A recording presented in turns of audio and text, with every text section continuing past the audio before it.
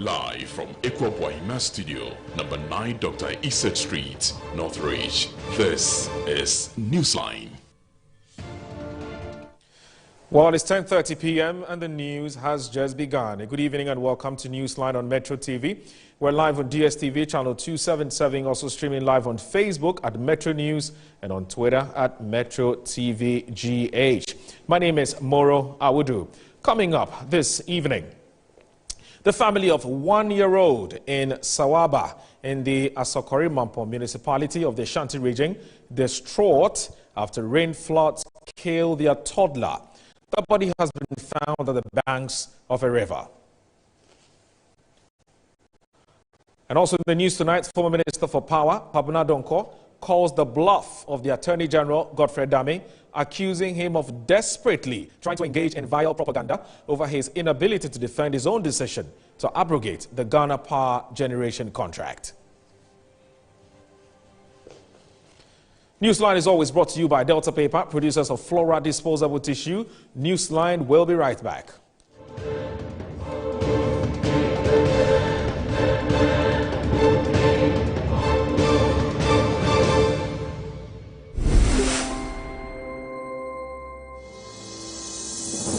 Do not drop the awareness. The fight is still on. Constant disinfection is still very pivotal in the fight against COVID-19.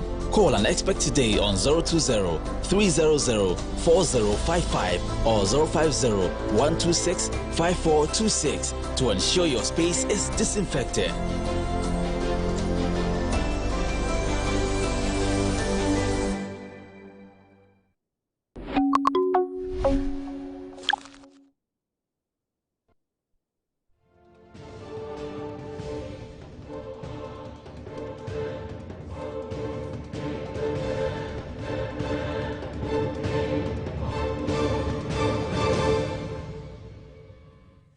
And welcome back to the program. To our first story, where a lifeless body of a toddler has been retrieved at the banks of Weweso River, a day after he drowned at Sawaba in the Asokore-Mampong municipality of the Ashanti region. The heavy downpour on Wednesday, June 23, 2021, which lasted for about 4 hours, caused huge destruction to property, running into thousands of Ghana cedis. Ashanti regional correspondent visited the community and has the rest of the story read to you.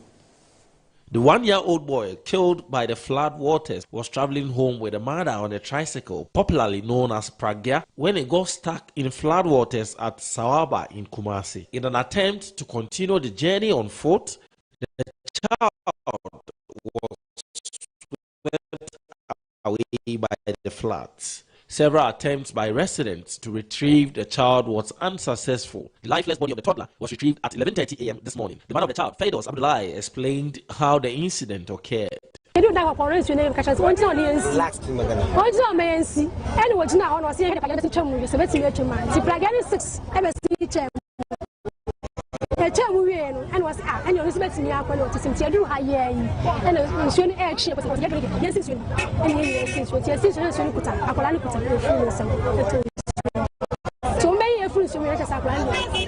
The residents blamed the incident on a dilapidated bridge in the community. According to them, several appeals for the reconstruction of the partially collapsed bridge has fallen on deaf ears. The assembly member of the Denyansi Sawaba electoral area, Samuel Kolebil, together with the municipal's NADMO coordinator, Samuel Jima, say the bridge has become a death trap and appealing to authorities to, as a matter of urgency, intercede and reconstruct the bridge to avert future incidents.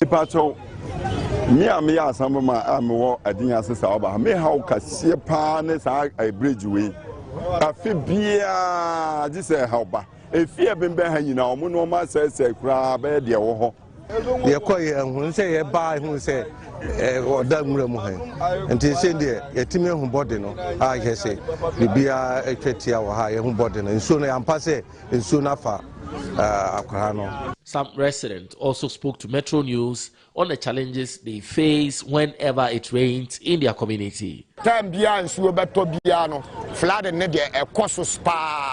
Wednesday's downpour exposed the usual problems of poor drainage and encroachment on waterways in most parts of the Ashanti region. The first-class residence areas in the Kumasi metropolis, like Paraku Estate, Atasamanso, Pechi, Patase, and Hojo, among others, were not left out of the destruction caused by the flood waters. The former mayor of Kumasi and the Ashanti regional minister, Dr. Samuel Sapon, whose fence wall collapsed due to the flood waters at Paraku Estate, expressed concerns about lawlessness in the city and the lack of political will to enforce laws by the authorities. It's very, very abhorrent. There is total lawlessness because we have the metropolitan assemblies, the district assemblies. They are to make sure that nobody takes the law into his hands.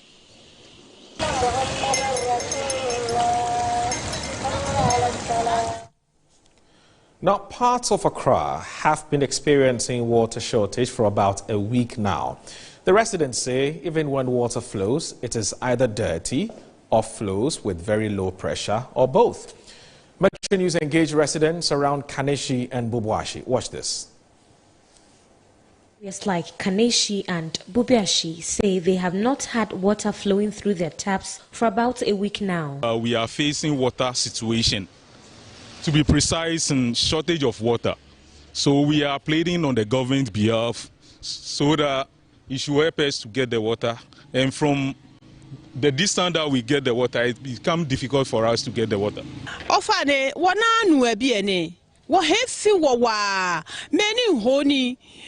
Manke 3 days in 4 days. Wananu no cafe no kroko. Ye bibi bionanu. Nimka juan halepo. Mini mami wo yo 1 pin wa. 1 pin anu kwale mwewe 1 pin wa. E wa wo. Pipe agbele awo light un agbe. 1 pin agbe kane agwa wa anga pipe. Wananu wo bi ame ba tem ba feta me ba juwa me. They called on duty bearers to intervene and remedy the situation to enable domestic and commercial activities to run without fail. Me a hairdresser. Therefore, this yenyensu. Yenyensu, ye betchia ko far away and san yenyensu. Into a straw buying. And our first cramp on answer pipe number 2 no. Omo bon kaye, sebia to pipe, neja obesi, near timia prepare, nebia, a booby biesi wa, near boobies, but say antissa. Pa because Yanyama yesi, any Jania Evenia, and Sonus in a was and a bula. Bulanzu a sort, Udi Sinyama, Ubrepa, and Anticoco Hons, Wokwa line. Ubako school, Okodile Musa, Obedru school, na Bono. Reacting to the water shortage at Kaneshi and its environs, Public Relations Officer of the Ghana Water Company Limited attributed the situation to broken down pumps. He is assuring the residents the company is working tirelessly to resolve the situation. That affected our 3 out of the 4 pumps that we use at the treatment plant. So all of them went off, they broke down, and we have to be there all this time trying to put them back to operation. So that's the situation. 3 pumps out of 4 pumps have broken down at the water treatment plant. And engineers of Ghana Water Company Limited are working to rectify the problem so that we could resume full production at the treatment plant. Okay. Currently, we are putting around 30% because 3 pumps are out. And so, and since water from Wager gets into town by gravity, we are not getting the water to go beyond a certain limit, and that is why we are finding difficult, especially with hilly areas, and then areas at the end or the peripheral of our network. Okay, Mr. Mate, the reasons you list right now, of course, the failure of these pumps would account for this problem. But then people who need this water for their business, like you heard the story, this hairdresser, will obviously not be happy, especially when they were not told when the problem was about to come. Okay, when will it be solved so that they can enjoy the water that they need? You said we didn't inform them when the problem was about to come. It becomes very difficult for us to tell, for us to see a problem of this nature. You understand? So some of these things happen when we have a planned shutdown or a planned maintenance work. We inform the general public, but this one is not planned. You understand? It happens, and the only thing for us to do is to rectify it, and that is why we have issued a release to that effect. And we have assured the general public that we are working day and night, working around the clock to ensure that we put the pumps back to use, back to operation before we leave the site. But they'll still be holding you to know when there will be things, when they can have their water. But let's move away from that. It's impossible for me to say, and that is what I'm telling you. I've repeated it several times, that it's impossible for me to give you timelines. We have a serious challenge. Okay. And the only thing is for all of us to sympathize with the situation and back us with prayers. So we can have the energy and the strength and the wisdom to have the situation rectified. And I'll give you an example that yesterday we put one back into operation and then a few hours later it went off again. Right. How can I give you timelines when we are faced with such challenges? The Executive Director of the Center for International Maritime Affairs, Ghana, that's CIMAC, Albert Derek Fiatui, is calling on government to look beyond the construction of a sea defense wall as a measure of protecting the residents of coastal communities against the ravages of the sea. He was speaking to our Greater Accra correspondent, that's Samuel Asamoah. Some communities are being washed away by tidal waves. In your own estimation as a country, have we done the best to save those on the land? I would say that, of course, there has been efforts in the past to make sure that we protect our coastline. What I would say is that a lot more needs to be done. When you look at the eastern coast, stretching from Aflao, that is the Ghana-Togo border, in the east, to a place like Laoli, which is a lagoon or river around Pram Pram in the west, you see that all these areas are low-lying areas that are below sea level. And so the only protection they have is a sandbar between the sea and where the people live. And so if there is no investment, there is no deliberate agenda to protect such areas, we see a lot of devastation as we are seeing today. When you go to Kita, from Denu, Agaveji, Atimu, and those areas, there's a lot of devastation. People are now displaced. Some are living in the cemeteries. Classrooms are also washed away. And it threatens lives. It's a national security threat. And it is something that if care is not taken, about 50,000 people are going to be in trouble. So on this day of World Hydrography, where we are generally talking about the marine industry, the maritime industry, we will call again on government and the international community to take a second look at what needs to be done in order to protect these areas. We know that the ministry is doing a lot of work. Last week there was an announcement that something is being done, and by the end of the year an action will begin. What we want to say as a policy think tank and a research organization is that our findings reveal that the sea cannot wait for us till the end of the year. So something must be done, and be done now. We cannot wait? We cannot wait. Waiting till the end of the year will only lead to more devastation and destruction of life and property. This is very critical. It's very critical and scary. Aside the place that I've spoken about, that is Ketu South, where the MP for the area is championing so much with a lot of admiration from us as a research body. You go to other areas, the eastern region, the western region, the central region, and of course back to the Volta region again. When you go to somewhere like Anyame, going to the estuary between the Greater Accra region and the Volta region, that is the Adan connection. Yeah. There is a village there called Kwabena. let me say, a village used to be there called Kwabena because... Now, the former Power Minister, Dr. Kwabena Duffuor, says he's ready to submit himself for thorough investigations into the circumstances under which the former NDC government signed a power purchase agreement with energy company Ghana Power Generation Company.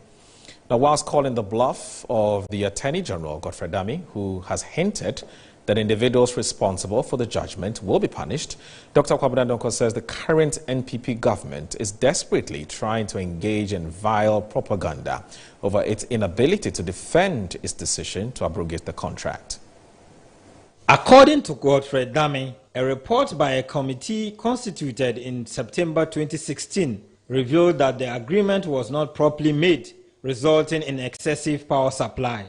He further stressed that past ministers of state and individuals who played a role in signing the contracts will be investigated. The CID deals with criminal proceedings. Okay. It's just an investigation which will form the basis for possible charges against public officers culpable. But in a sharp rebuttal, the man under whom's tenure the power purchase agreement was signed is calling the bluff of the Attorney General, Godfrey Dame. How do we turn round for reasons of propaganda and mischief just to paint a previous government black?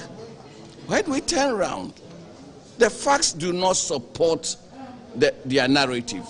Dr. Kwabena Duffuor says he's ready to submit himself to any kind of investigation.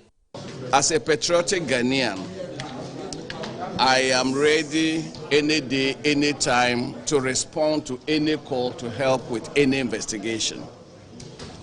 And I take sole responsibility for piloting the agreement through Parliament, for piloting it through Cabinet up to the time I left office at the end of December 2015.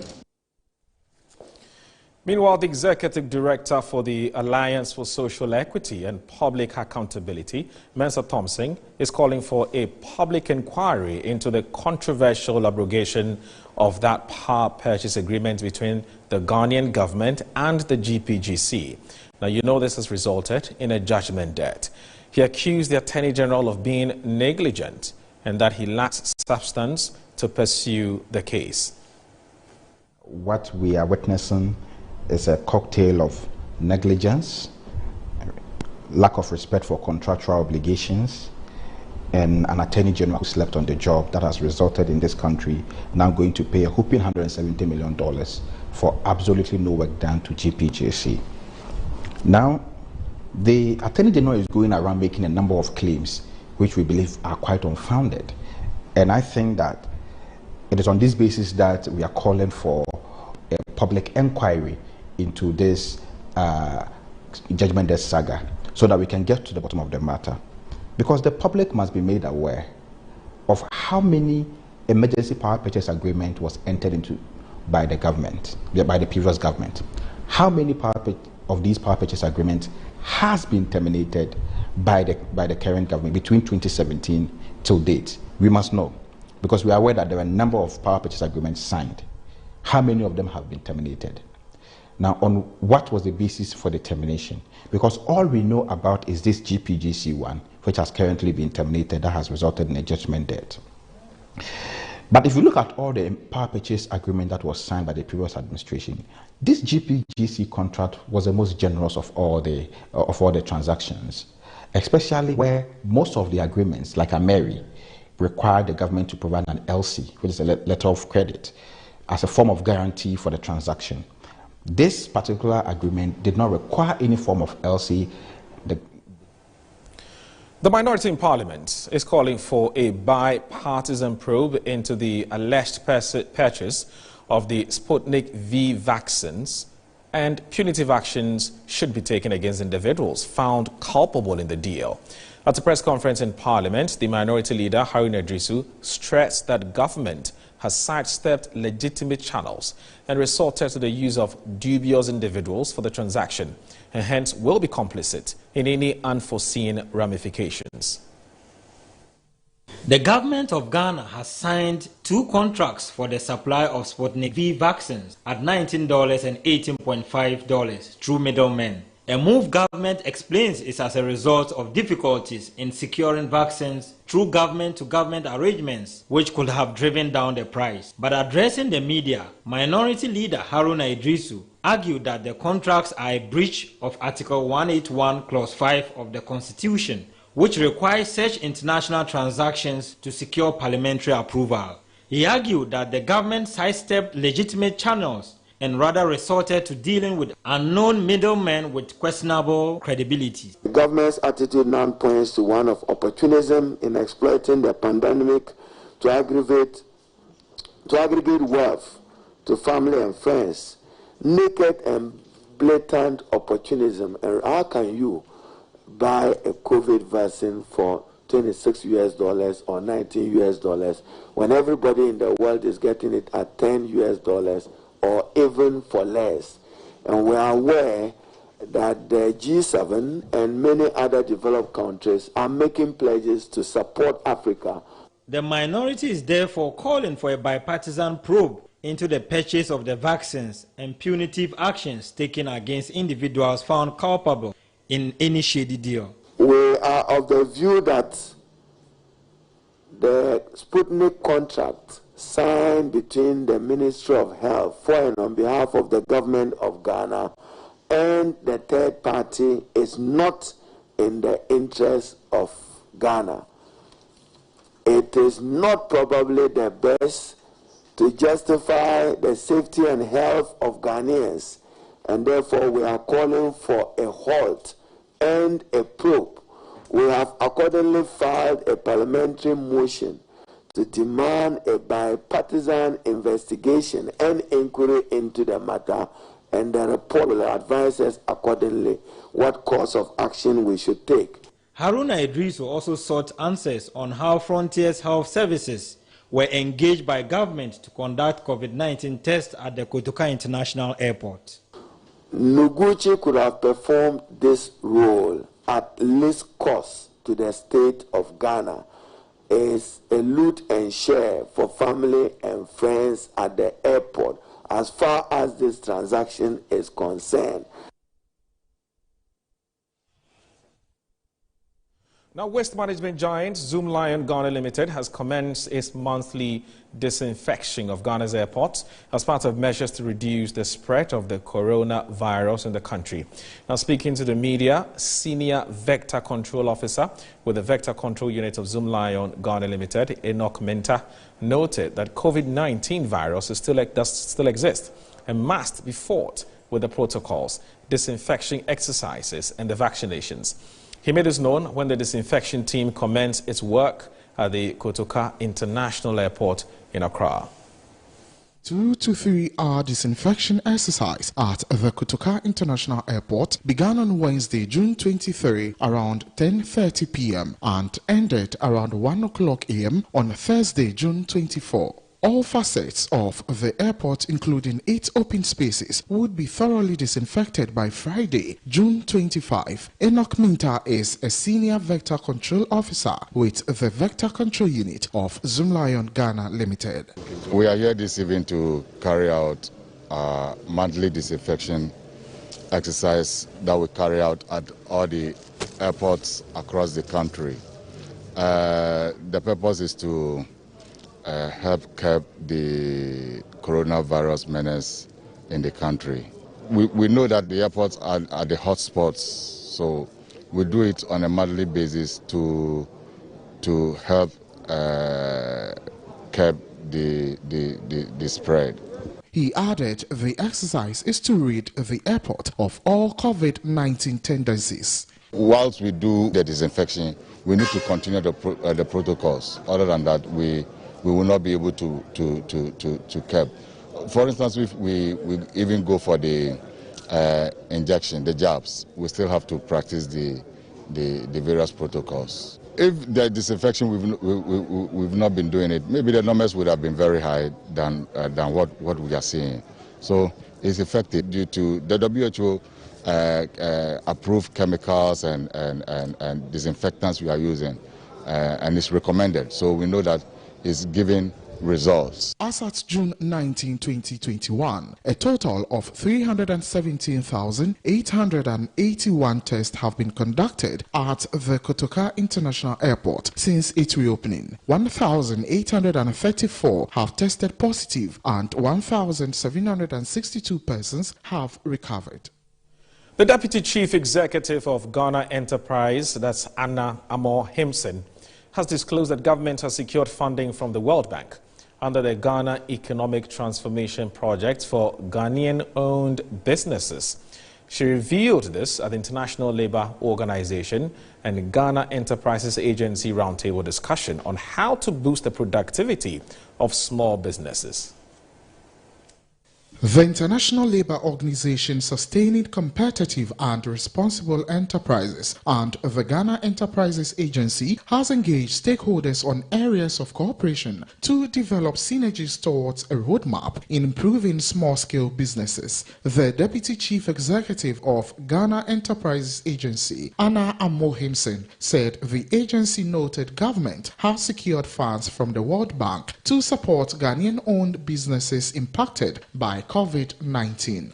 Everybody who is in the small and medium enterprise, that's where the focus is. The camp bus was open to everybody, so it included micro businesses, people who sell cassava, plantain on tabletops, people who sell cocoa and all of that. But this one is really looking at how we can move businesses from one level to the other. So the target is really people in the small and medium enterprises sector. So in that sense, there are people who employ from 29 up to 100 people. Bright Mrekubrobe is the Deputy Minister of Employment and Labour Relations. Well, generally, we are looking at the informal sector, generally, and they cut across. You know, they are the bane of our all employment that we have in Ghana. The government only employs about 2 million or so. That is the public and the private together. Apart from that, over 9 million or so workers are found in the informal sector.